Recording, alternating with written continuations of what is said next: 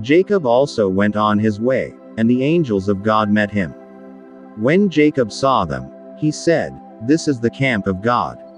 So he named that place Mahanaim. Jacob sent messengers ahead of him to his brother Esau in the land of Seir, the country of Edom. He instructed them, "This is what you are to say to my lord Esau. Your servant Jacob says, I have been staying with Laban and have remained there till now. I have cattle and donkeys, sheep and goats, male and female servants. Now I am sending this message to my lord, that I may find favor in your eyes." When the messengers returned to Jacob, they said, "We went to your brother Esau, and now he is coming to meet you, and 400 men are with him." In great fear and distress Jacob divided the people who were with him into 2 groups, and the flocks and herds and camels as well. He thought, if Esau comes and attacks one group, the group that is left may escape. Then Jacob prayed, "O God of my father Abraham, God of my father Isaac, Lord, you who said to me, 'Go back to your country and your relatives, and I will make you prosper,' I am unworthy of all the kindness and faithfulness you have shown your servant. I had only my staff when I crossed this Jordan, but now I have become 2 camps.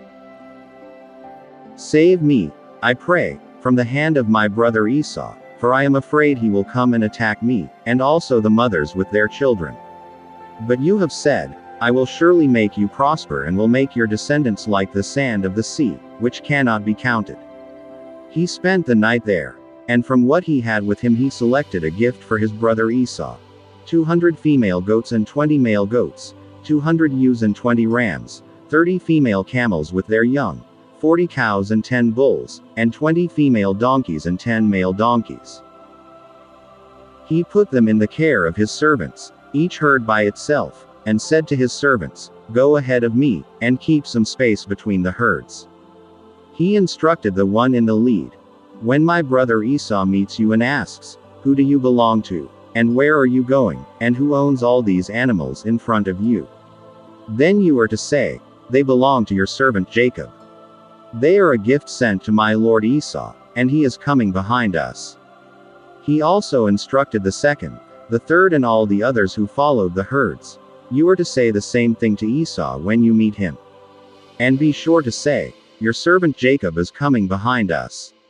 For he thought, "I will pacify him with these gifts I am sending on ahead. Later, when I see him, perhaps he will receive me."